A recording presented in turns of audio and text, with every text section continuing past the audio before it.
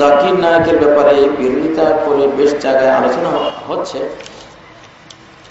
Doctor Zakir নায়কের ব্যাপারে যারা বিরোধিতায় লিপ্ত হয়েছেন তারা হলো মূলত কোরআন ও সুন্নাহর যে সরাসরি সহিহ বিষয়গুলি, যে আকীদা, যে সুন্নাহর আমলগুলো আমরা পাই, জাকির নায়েক এগুলো তুলে ধরেন।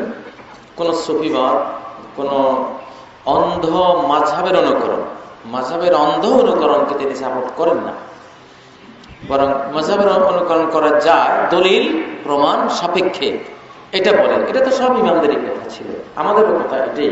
কোরআন সুন্নাহর আলোকে আমরা দেখেছি আরব জাহানে একটা লোক মনে হয় জ্ঞানী, একটা আরব জাহানের একজন আলেমও মনে হয় খুঁজে পাওয়া যাবে না যিনি জাকির নায়েককে খারাপ মনে করেন বা সমালোচনা করেন।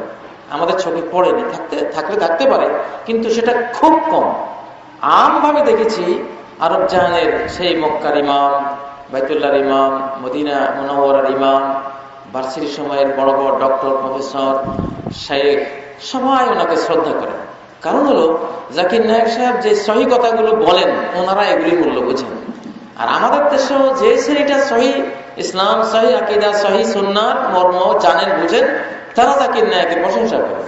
আর যারা কোনো বিদআতের সাথে জড়িত, কুসংস্কারের সাথে জড়িত, মূলত তারাই ওনাকে বেশি সমালোচনা করেন। এইটা আমরা দেখেছি।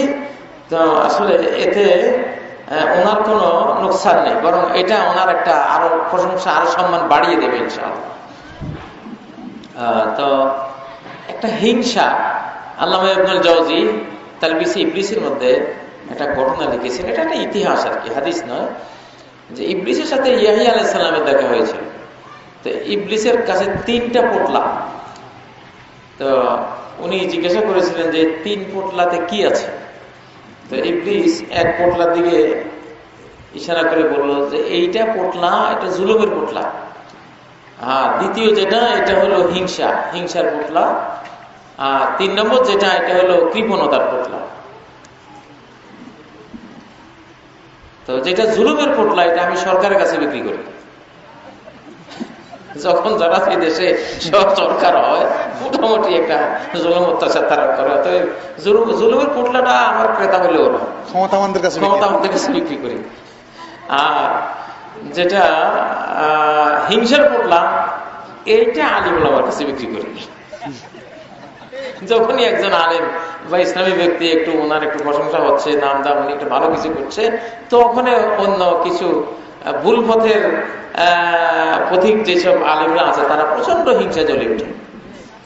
তো জাকির নায়েকে যারা আমাদের বাংলাদেশে খুব সমালোচনা করেন, সম্ভবত ওনারা এই 2 নম্বর পোটলাটা কিনেছেন আর কি। না হলে এত হিংসার তো কোনো কারণ নাই। ওই বেচারা, উনি একজন ডাক্তার হয়েও উনি ইসলামের কথা বলছেন, কোরআনের কথা বলছেন, হাদিসের কথা বলছেন, নাম্বার সহ বিশ্বের বড় বড় বাঘা বাঘা বিধর্মী যে তার্কিকরা আছে, বহসকারীরা আছে, ধর্মগুরুরা আছে, সবাইকে নাস্তানাবুদ করে ইসলামের সত্যতা প্রমাণ করছেন।